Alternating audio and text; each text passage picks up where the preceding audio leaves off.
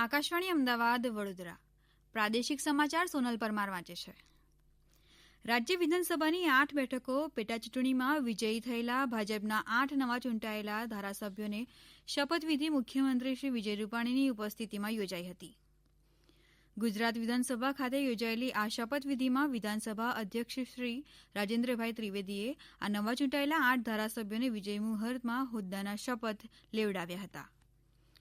મુખ્યમંત્રી શ્રી વિજય રૂપાણીએ નવા ચૂંટાયેલા ભાજપના ધારાસભ્યોને અભિનંદન આપીને શુભેચ્છાઓ પાઠવી હતી. નોંધનીય છે કે મુખ્યમંત્રી શ્રી વિજય રૂપાણીના નેતૃત્વમાં ભારતીય જનતા પાર્ટી ગુજરાત વિધાનસભામાં 111 બેઠકોના અંક ઉપર પહોંચી છે. આ શપથવિધિ કાર્યક્રમમાં નાયબ મુખ્યમંત્રી શ્રી નીતિન પટેલ, સંસદીય બાબતોના મંત્રી શ્રી ભૂપેન્દ્રસિંહ ચુડાસમા, ગૃહ રાજ્યમંત્રી શ્રી પ્રદીપસિંહ જાડેજા, દંડકશ્રી, મંત્રીમંડળના સભ્યશ્રીઓ તેમજ અધિકારીઓ ઉપસ્થિત રહ્યા હતા.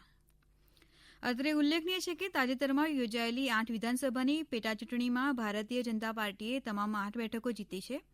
જેમાં અબડાસા બેઠક પરથી શ્રી પ્રદ્યુમ્નસિંહ જાડેજા, મોરબીમાંથી શ્રી બ્રિજેશ મેરજા, ધારીમાંથી શ્રી જેવી કાકડિયા, કરજણમાંથી શ્રી અક્ષય પટેલ, ગઢડામાંથી શ્રી આત્મારામ પરમાર, કપરાડામાંથી શ્રી જીતુભાઈ ચૌધરી, ડાંગમાંથી શ્રી વિજયભાઈ પટેલ તેમજ લીંબડીમાંથી શ્રી કિરીટસિંહ રાણાનો વિજય થયો છે. ગરૂડેશ્વર ખાતે 10.5 કરોડના ખર્ચે નવનિર્મિત તાલુકા સેવા સદનનું નાયબ મુખ્યમંત્રી શ્રી નીતિન પટેલ ગાંધીનગરથી ઈ લોકાર્પણ કર્યું હતું. આ પ્રસંગે નીતિનભાઈ પટેલે જણાવ્યું હતું કે ગરૂડેશ્વર તાલુકો ગુજરાતમાં આગળ પડતો તાલુકો છે.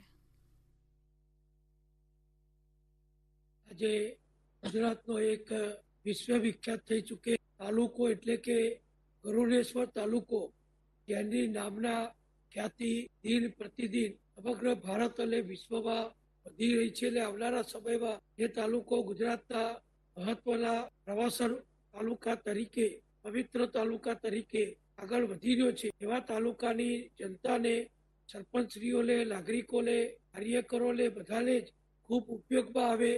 બધી જ પ્રજાકીય સરકારી કામગીરી અધિકારીશ્રીઓના માધ્યમથી પ્રજાને ખૂબ ઝડપથી, સરળતાથી પ્રાપ્ત થાય એવી સુવિધા આપવા માટે રાજ્યના મહેસૂલ વિભાગ તરફથી ગરૂડેશ્વર તાલુકાનું તાલુકા સેવા સદનનું જે નિર્માણ કરવામાં આવ્યું છે.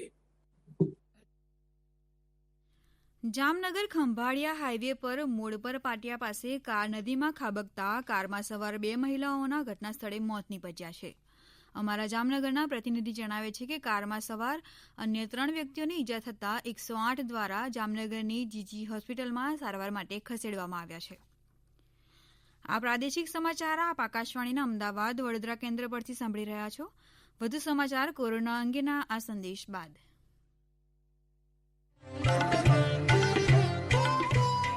કોવિડથી બચવાના મહત્વપૂર્ણ 3 ઉપાય: માસ્ક પહેરો, 2 ગજનું સલામત અંતર જાળવો અને હાથ સાફ રાખો.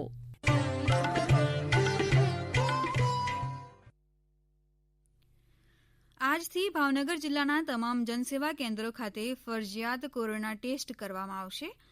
આ અંગે જિલ્લા કલેક્ટરશ્રીએ જણાવ્યું હતું કે ભાવનગર જિલ્લામાં કોરોના સંક્રમણનો ફેલાવો અટકે તથા આ મહામારી પર સત્વરે કાબૂ મેળવી શકાય તે હેતુથી જિલ્લાની તમામ પ્રાંત તેમજ મામલતદાર કચેરીઓ ખાતે આવેલ જનસેવા કેન્દ્રોમાં નિઃશુલ્ક રેપિડ એન્ટીજન ટેસ્ટની સુવિધા શરૂ કરવામાં આવેલ છે.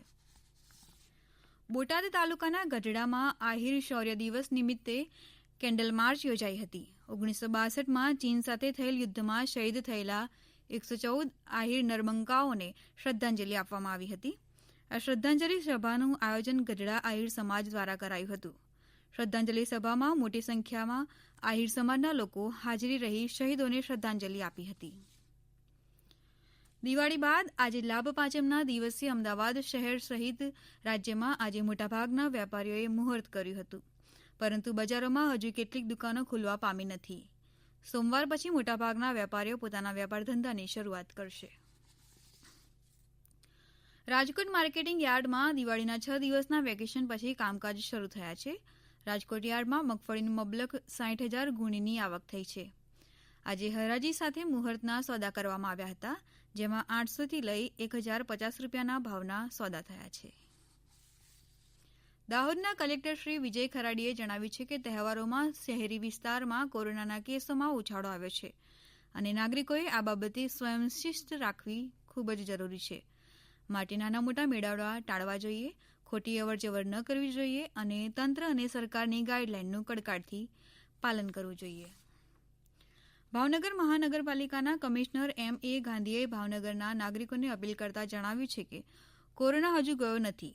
લોકોએ બિનજરૂરી બહાર નીકળવું જોઈએ નહીં. એટલું જ નહીં, માસ્ક, સોશિયલ ડિસ્ટન્સ, સેનિટાઇઝિંગ સહિતની ગાઈડલાઈનનું ચુસ્ત પાલન કરો. શિયાળાની ઋતુ શરૂ થઈ ગઈ છે. શરદીને સામાન્ય ગણીને અવગણના નહીં, જરૂરી ટેસ્ટ કરાવી લેજો, જે તમારા અને તમારા પરિવારના હિતમાં હોવાનું જણાવ્યું હતું. આકાશવાણી અમદાવાદ વડોદરા પરથી પ્રાદેશિક સમાચાર પૂરા થયા.